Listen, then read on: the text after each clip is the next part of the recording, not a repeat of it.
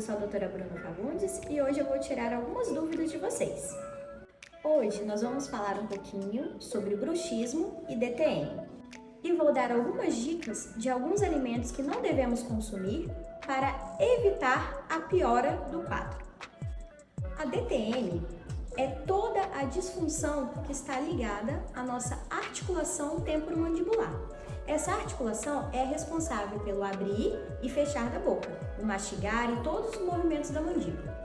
O bruxismo é um problema que, se não for tratado, pode levar a disfunções desta articulação.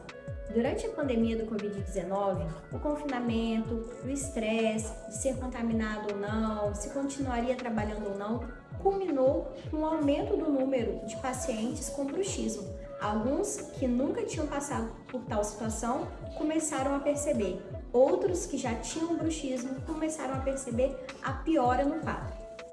O bruxismo é uma condição que leva o paciente a fazer apertamento ou ranger de dente de forma involuntária, muitas vezes enquanto dorme, mas algumas vezes até acordado. Se o paciente está trabalhando muito concentrado no computador ou dirigindo, ele acaba se pegando, apertando os dentes.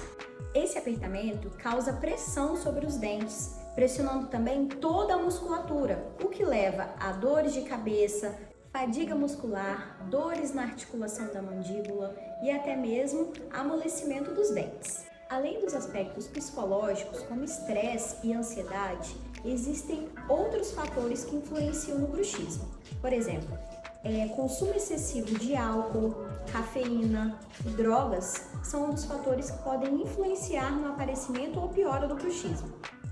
Então, depois de toda essa explicação, vamos para a dica que eu falei no começo do vídeo. Os alimentos que nós devemos evitar de consumir para evitar a piora do bruxismo e das DTMs.